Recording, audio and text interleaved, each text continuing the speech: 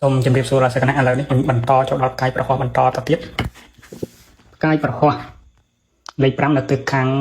លិចបច្ចឹមទិសតាមតម្រាហោរាសាស្ត្រដំណាលថាព្រះឥសូរឬព្រះសិវៈសែបមុនសែបវេទមុនបណ្ដាលឲ្យឥសី10អង្គប្រែទៅជាល្អងធូលីហើយគ្របដោយក្រណាត់ពណ៌កៅពីទូនហើយប្រោះព្រំដោយទឹកអមរិតសោតសែបមុនវេទបង្កើតបានជាទេវរាជមួយអង្គដែលមានព្រះវរកាយពណ៌ត្បូងកណ្ដៀងមានសម្បុរលឿងឬពណ៌ស៊ីនួនថ្លាភ្លឺចាញ់ចាំងតុបតែងសម្លៀកបំពាក់ដោយត្បូងពីទូនឯវិមានវិញលម្អដោយត្បូងពីទូនសូរកានដែលមានសត្វក្តាន់មាសជាពាហនៈទ្រង់រក្សាភ្នំព្រះសមេរុនៅទ្វារទិសខាងលិចជាបច្ចឹមទិសទ្រង់គោចរឆ្លងកាត់រស្មីនៃព្រះសុរិយៈបានរយៈចម្ងាយជាង2ជុំទិសទៅគ្រប់គ្រងទិសខាងលិចជាបច្ចឹមទិសធាតុដីជារយៈទិសទី19ទើបមានកម្លាំង19ទទួលដីតមកពីព្រះច័ន្ទដែលអស់ជាជាតិសើមសំណើមជាដីរឹងជាបឋវីធាតុដីតាមដំណើររឿងថាក្នុងកាលជន់មុននេះព្រះប្រហោះកើតជាចាពុព្រះច័ន្ទកើតជាសត្វខ្លែងហើយមកឆាបសត្វចាពុភ័យខ្លាចក៏រត់ចូលទៅសង្ងំជ្រោកក្រហែងដានជើងគោឯសត្វខ្លែងបោះពួយមកប៉ះ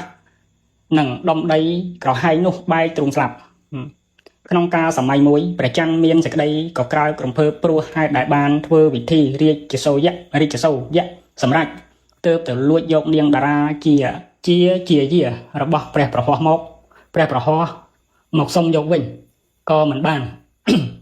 ទីបំផុតកើតចម្បាំងធំរវាងពពួកទេវតានិងទេវតាដែលហៅថាទេវៈសុរោះសង្គ្រាមផលនៃការចម្បាំងស្ងប់បានដោយព្រះព្រំទ្រង់ហាមនិងបង្គាប់ឲ្យព្រះច័ន្ទបង្វិលនាងតារាឲ្យទៅព្រះប្រហោះវិញប៉ុន្តែក្នុងរវាងដែលនាងតារានៅជាមួយនឹងព្រះច័ន្ទនោះនាងទ្រង់គល់នឹងព្រះច័ន្ទហើយជេរកាលមកខាងក្រោយប្រសូតអរោះមកគឺព្រះពុទ្ធនេះឯងតម្រាព្យាករពោលថាព្រះប្រហោះនេះជាផ្កាយធំធំរងពីព្រះអាទិត្យសាងដោយឥសីតាមធម្មតាឥសីរមែងចាស់ខ្លាទៅដោយឈានវេទវិជាអាគមផ្សេងដូច្នេះព្រះប្រហោះទើបមានឫទ្ធិជាម្ចាស់នៃសិលសាស្ត្រសិលធម្មវិជាសាស្ត្រការគ្រប់ភេទ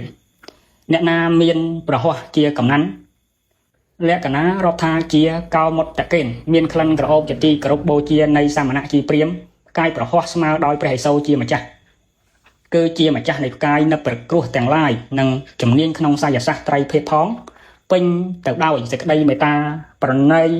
អាណិតសូររៀបទៀបប្រយ័ត្នប្រយែងសុខុមមិនមានឲ្យទោសដល់អ្នកណាតែថាបើគេមិនជួយទុកទុរៈក៏បានយ៉ាងល្មមប្រសិនបើជាសត្រូវនឹងដួងណាហើយក៏គង់តែដល់នៅសេចក្តីវៀងវាចត្រាតែអន្តរាយតែម្យ៉ាងអ្នកដែលមានប្រហោះជាសត្រូវរាប់ថាជាគ្រោះអាក្រក់ជាទីបំផុតការដែលនឹងមើលដួងចតាព្យាករទាំងឡាយក៏ត្រូវមើលព្រះប្រហោះជាគោលដល់លក្ខណៈមុនដតីជាតារាបដែលជាមិត្តនឹងគ្នាគឺអាទិត្យព្រោះជាបុត្រប្រសាសម្រាប់អង្គាររាហូសៅរ៍ទាំង3ដួងនេះបើចរត្រូវគ្នាចូលដៃបានប៉ុន្តែម្ចាស់ចតាច្រើនមានសេចក្តីក្តៅក្រហាយបើត្រូវត្រង់អាទិត្យពុតសុកក៏ចាប់យកជាល្អបានបើជាទៅជួបនឹងច័ន្ទដែលជាធីតានោះឯងបិតាទូមានព្រានប្រដៅទេពធីតាក៏មិនព្រមយកចិត្តទុកដាក់ជឿស្ដាប់ត្រឡប់ជាក្រេវក្រោតបិតាសម្រាប់ធីតាមិនបានក៏បើកលែងយកកិច្ចការទាំងពីរចំណែកដោយមិនធ្លាប់ចោះស្នាមយូរទៅคล้ายជាម្ចាស់ចតាល្អឯងល្អេព្រោះថានឹងឲ្យទោសក៏មិនស្មោះឲ្យគុណក៏មិនមែនស្រេចតែអត់សុខមួម៉ៅក្តៅពេកធ្វើអីគេមិនចេញមួម៉ៅក្តៅក៏ឲ្យខ្លួនឯងព្រះប្រហោះនេះបុរាណប្រកាន់ថាជាថ្ងៃគ្រូយុវជនគេផ្ដើមចូលរៀនក្នុងសាលាទើបចូលថ្ងៃប្រហោះជាដំបូងឬធ្វើការបូជាគ្រូក៏ច្រើនប្រើថ្ងៃប្រហោះគ្រប់រយៈប្រហោះជាកាយសុភគ្រោះការប្រើពណ៌សម្ពុតស្លៀកពាក់តែងកាយថ្ងៃប្រហោះពណ៌លឿងទុំឬពណ៌ស៊ីនួន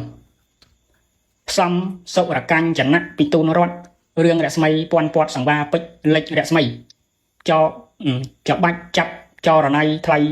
ធ្នូភាពរៀបសារសែន ពណ៌ស្ថាពណ៌សំកាយកើតកាយរិទ្ធអលង្ការគួរដល់ចិត្តជាទ្វីកេនលក្ខណៈកំណាញ់ពីលកំណាញ់ពីលកំណាញ់ពៀប្រហោះមែនហោរាចេះវៃខ្វែនចង់ទុកមកខ្វែនចង់ទុកមកណាចាប់ផ្កាយប្រហោះយើងចាប់ហើយចូលដល់រាហ៊ូសឹកចាប់